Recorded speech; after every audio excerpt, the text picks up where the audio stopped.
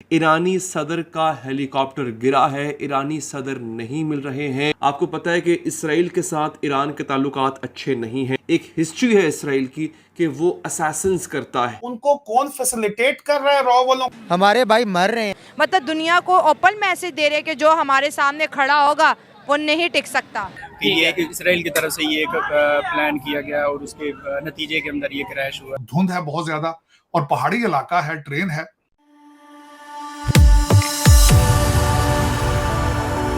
जय हिंद दोस्तों, मेरे चैनल मोदी देश में आपका स्वागत है। दोस्तों, इस वीडियो को लाइक शेयर और मेरे चैनल को सब्सक्राइब करना मत भूलिएगा। तो दोस्तों, आज पाक मीडिया बात करें कैसे ईरान के प्रेसिडेंट जो है रेसी, उनका प्लेन अजरबैजान के पहाड़ियों के बीच क्रैश कर गया है और लोगों का कहना है कि ये फॉग की वजह से क्रैश किया गया है और ईरान ने मिलिट्री ड्रोन भेज दिए हैं रेसी को ढूंढने के लिए। पर लोगों का कहना है कि उनके जिंदा बचने की संभावना बहुत ही कम है। तो पाकिस्तानी मीडिया ने इस पे पहले से कॉन्स्पिरेसी थ्योरी बनाना शुरू कर दिया है। पाकिस्तानी मीडिया कह रहा है इसके पीछे मोसाद, CIA और रॉ है और इन तीनों ने इस्राइल के कहने पे ये चीज़ की है। तो पाकिस्तान ने इसका दोष भी यहूद और हनूद पे देना शुरू कर दिया है और पाकिस्तानी मीडिया कह रहा है इस पे पाकिस्तान को कड़ा जवाब देना चाहिए। दोस्तों, ये वीडियो बहुत ही मजेदार है, तो इसे आप पूरा जरूर दिखेगा। तो चलिए और इंतजार न करके वीडियो देखते हैं। ईरानी सदर का हेलीकॉप्टर गिरा है। ईरानी सदर नहीं मिल रहे हैं। आपको पता है कि इसराइल के साथ ईरान के ताल्लुकात अच्छे नहीं हैं। एक हिस्ट्री है इसराइल की कि वो असैसिन्स करता है। मिलिट्री ड्रोन्स जो हैं वो इस वक्त फजा में उड़ चुके हैं इब्राहिम रईसी को सर्च करने के लिए। अब बाज लोग ये कह रहे हैं कि बेसिकली ये इब्राहिम रईसी को मारने की एक साजिश है। दूसरे नंबर पे मैं आपको खबर, जो बड़ी खबर देने जा रहा हूँ वो ये है कि अमरीकी पकड़े गए हैं और ये CIA के एहलकार थे, जिसे कहते हैं कि अजीब व गरीब सूरत हाल है जो कि इस वक्त बन चुकी है। बहुत ख़तरनाक सूरत हाल है। इब्राहिम रईसी का मिलना बहुत ज़रूरी है ऐसे में जब ईरान इनकी लीडरशिप में इसराइल की ठीक ठाक फैंटी लगा रहा है। उनको कौन फैसिलिटेट कर रहा है? रॉ वालों। हमारे भाई मर रहे हैं। हमारे भाइयों के ऊपर मस्जिद में जाके जुल्म हो जाता है। हम हाथों पे हाथ धरे बैठे हैं। सबसे बड़ा डर जो आज हुआ है वही कि कहीं हमारे साथ भी ये ना हो जाए, कहीं हम भी उठा ना लिए जाए। इमरान खान भी अमेरिका के खिलाफ जब खड़े हुए तो इमरान खान को भी हटा दिया गया। अब ये जो ईरान के जो प्रेसिडेंट है रईसी साहब, ये खड़े हुए, इन्हें भी हटा दिया गया। मतलब दुनिया को ओपन मैसेज दे रहे कि जो हमारे सामने खड़ा होगा वो नहीं टिक सकता। मेरा ख्याल है कि वो तो मैसेज दे रहे हैं कि जो हमारे सामने खड़ा होगा नहीं टिक सकता। मैं ये कहूँगा कि अगर एक गैरतमंद जैसा कि इमरान खान, एक गैरतमंद शख्स जो अमेरिका के ख़िलाफ़ आवाज़ उठाए, उसको दबाने के बजाय उसको ओपन मैदान दे दिया जाए और कहा जाए कि खेलो, हम तुम्हारे साथ हैं, तो यकीन करें कोई सुपर पावर, ईरान भी तो ओपनली खेल रहा सुपर था। ईरान ना अमेरिका की मान रहा था ना इसराइल। सुपर पावर सिर्फ अल्लाह है। अगर आप अल्लाह की माने, अगर अल्लाह ताला ने कहा गुलामी नहीं, अल्लाह ताला ने फरमाया कि किसी के आगे सर ना झुकाओ मेरे आगे। अगर आप सर झुकाएंगे, अल्लाह की नहीं मानेंगे, तो भाई आपकी सारी पावर ख़त्म हो जाएगी। तो अगर आपने सुपर पावर बनना है तो सिर्फ अल्लाह की मान के देख लें, फिर अल्लाह आपके साथ खड़ा होगा और सुपर पावर आप होंगे। कि ये एक इसराइल की तरफ से ये एक प्लान किया गया और उसके नतीजे के अंदर ये क्रैश हुआ है। लेकिन अभी इम्कानात हैं इसके ऊपर हतमी राय तो नहीं दी जा सकती फिलहाल। अगर लेट्स सपोज ऐसा होता है, मतलब फॉर एग्जांपल, क्योंकि पूरे इंटरनेशनल मीडिया पे इस टाइम मोसाद जो है इसराइल की इंटेलिजेंस एजेंसी है वो ट्रेंडिंग पे है, ठीक है, उसके बारे में बात की जा रही है। अगर लेट्स सपोज वो इन्वॉल्व होते हैं तो पूरी दुनिया को क्या मैसेज दिया इसराइल? अगर ऐसा होता है और इसके चांसेस भी हैं तो देखें ये बड़ी अलार्मिंग सिचुएशन बन जाएगी।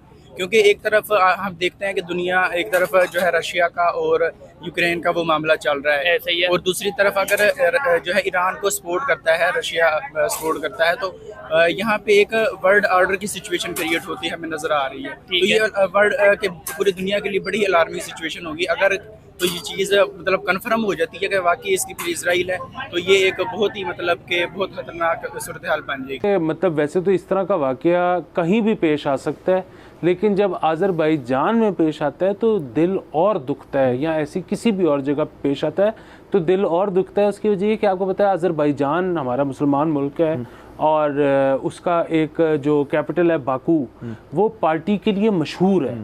सो मतलब वहाँ पे लोग जाते हैं फन करने, इंजॉय करने।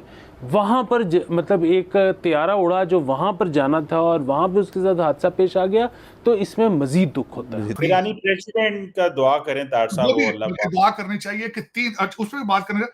वो एक डैम का इफ्तिताह करने जा रहे थे अजरबैजान और अपने बॉर्डर के ऊपर, तबरेज जगह से कुछ तकरीबन 80 मील के फासले पे थे। 3 हेलीकॉप्टर थे, लेकिन मैं बिल्कुल अभी आपसे बोलने से पहले मैं देख रहा था वहां माहौल क्या था। वहां धुंध है बहुत ज्यादा और पहाड़ी इलाका है, ट्रेन है। लेकिन उसमें चीमा साहब 2-4 चीजें डिस्कस की जा रही हैं। लोग इस वक्त इंटरनेशनल मीडिया ये भी कहता है क्योंकि सैंक्शंस थी ईरान के ऊपर तो शायद हेलीकॉप्टर मेंटेन नहीं कर सके। मैं डिसएग्री करता हूं।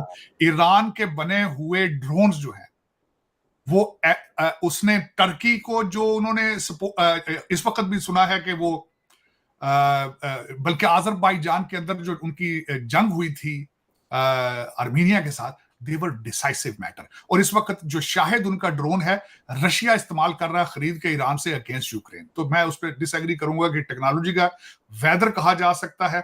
2-4 चीजें इसमें सामने, कुछ कहते हैं कि हार्ड लैंडिंग हो चुकी है, रेस्क्यू हो जाएंगे वो, कुछ कहते हैं कि वो गिरे हैं।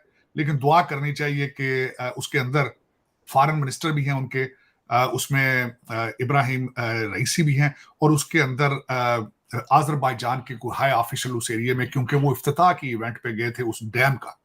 चलिए दोस्तों, इस वीडियो में बात करते हैं। तो पाकिस्तानियों का लॉजिक ये है कि रेसी ने इसराइल के ऊपर हमला किया था, जिसकी वजह से इसराइल ने यह हरकत की। इनको क्या नहीं पता कि ईरान में फैसले किसी देश पे हमले करने कौन लेता है। रेसी या कोई सिविलियन पॉलिटिशियन है, वो ऐसा फैसला नहीं लेते, ये ईरान के आयतुल्ला लेते हैं। तो रेसी का इसराइल पे जो हमला हुआ उससे कोई लेना देना नहीं है। आयतुल्ला ने फैसला किया था कि इसराइल पे हमला करना है, तो इसराइल पे हमला हुआ। तो पाकिस्तानियों को ये भी नहीं पता कि ईरान में असली फैसले कौन लेता है। और वैसे भी यही पाकिस्तानी, जब ईरान ने पाकिस्तान पे हमला किया था तब ईरान को गालियां निकल रहे थे, अब ईरान के दोस्त बन गए हैं। और जहाँ तक ये बात है कि अगर अमेरिका ने किया भी होगा तो पाकिस्तान अपनी जुबान नहीं खोलेगा, क्योंकि पाकिस्तान का हाथ भी इसमें होगा, क्योंकि इस रीजन में अमेरिका का जो पिट्ठू है वो पाकिस्तान है। तो इसमें पाकिस्तान का अगर हाथ हुआ तो मुझे कोई हैरानी नहीं होगी। और आखिर में मैं ये कहूँगा कि अगर देखा जाए तो फॉग की वजह से चॉपर क्रैश कर सकते हैं। तो अगर ये भी हुआ कि ये सिर्फ एक्सीडेंट हुआ हो और इसमें किसी के भी हाथ ना हो, ये भी हो सकता है। पर पाकिस्तान में कॉन्स्पिरेसी थ्योरी बनाना बहुत ही आसान है और ये ज़्यादा बिकती भी है, तो इसीलिए पाकिस्तान ने ये थ्योरी बना दी कि अमेरिका, भारत और इसराइल मिल के ये चॉपर गिराए हैं। असल में ये एक्सीडेंट भी हो सकता है या ज़्यादातर एक्सीडेंट ही लगता है। तो चलिए देखते हैं कि फ्यूचर में क्या होता है। दोस्तों, वीडियो देखने के लिए बहुत शुक्रिया और हमारे चैनल सब्सक्राइब करना मत भूलिएगा। Thank you very much.